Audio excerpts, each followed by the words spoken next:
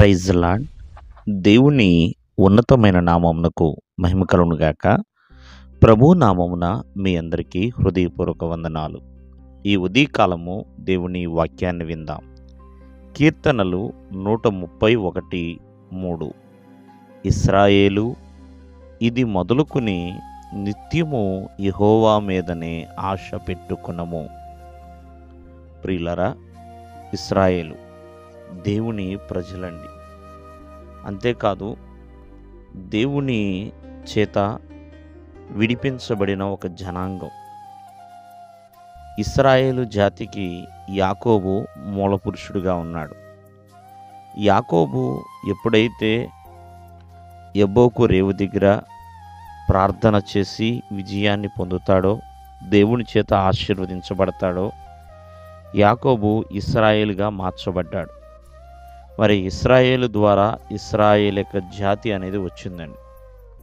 మరి అటువంటి ఇశ్రాయేలుతో దేవుడు మాట్లాడుతున్నాడు. ఇది మొదలుకొని నిత్యము యెహోవా మీదనే ఆశ పెట్టుకో.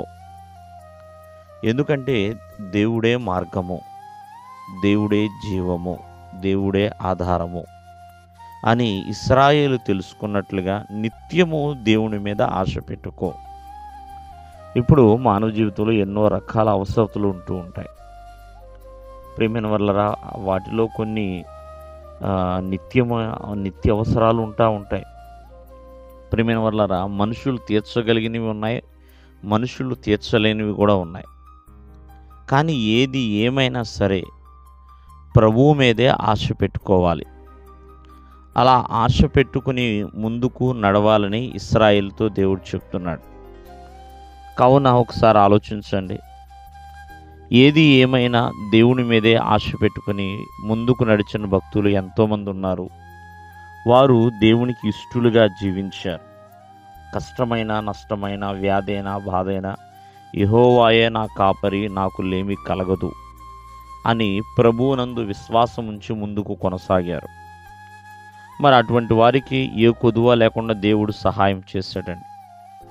కావున ఎన్నో వాటి మీద ఆశ పెట్టుకోకుండా, ఎవరి మీద ఆశ పెట్టుకోకుండా, నిన్ను రక్షించిన, నీ కొరకు రక్తం చెందించిన ఆ ప్రభువు మీద ఆశ పెట్టుకోవాలండి. చూడండి, విశ్వాసంలో బలపడిన వాడు తనకు తెలుసు, నేను ప్రభువుని నమ్ముతున్నాను, ఖచ్చితంగా ప్రభువు సహాయం చేస్తాడని. ప్రార్థనలో పట్టుదల కలిగిన వాళ్ళకి ఒక గ్రహింపు అనేది ఉందండి. నేను ప్రభువుతో మాట్లాడాను, నాకున్న సమస్య ప్రభువుకు చెప్పుకున్నాను, ఎప్పుడైనా నేను జవాబుని పొందుకుంటాను అని. కావున ఈ ఉదయకాలం ముందు ఆలోచించండి.